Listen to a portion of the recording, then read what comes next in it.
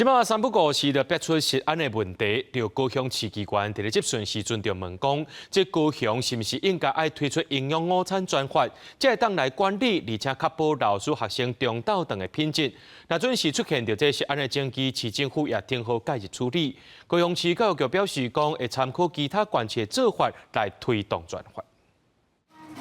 中昼食饭时间，学校拄讲会甲中昼顿送去教室。另外，各地用即工的中昼顿食米素菜色面，详细食材甲营养成分2个月前就公布伫咧教育部校园食材登录平台顶悬。不过，并毋是逐间学校拢安尼做。市议员张博洋伫咧市议会质询时，要求高雄市爱制定营养午餐的专法，互学生囡仔中昼顿更加有保障。中央这边的母法这边还没有完全定调，好，那变成我们这边地方的这个政府呢，哈，我们在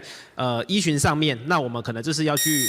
令你或者是去找突破的这个部分。虽然即马吼中央的这个营养午餐专法吼，目前搁伫咧讨论当中啊，配套搁毋是讲介完整啊吼，但是包括我家己知影的吼，家人啊、台南啊，其实因吼针对现处时的这现状，因拢有家己用无共款的方式吼来有这个营养午餐的调理。议员表示，目前因为无专法，拄讲薪水低找无人，营养午餐必须嘛无补贴等等，问题真多。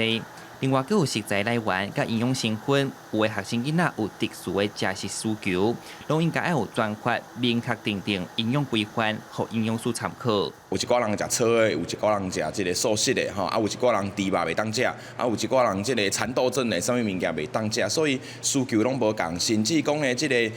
市区内底学生甲原住民的学生，吼，啊因本身的即个营养摄取需求，吼嘛无共，啊所以我希望讲吼，咱政府是毋是会当来主动来协助这些学生？有适合吃的跟不适合吃的，那适合的能吃什么，不适合的我们尽量避免什么。我觉得需要这个更完善配套措施去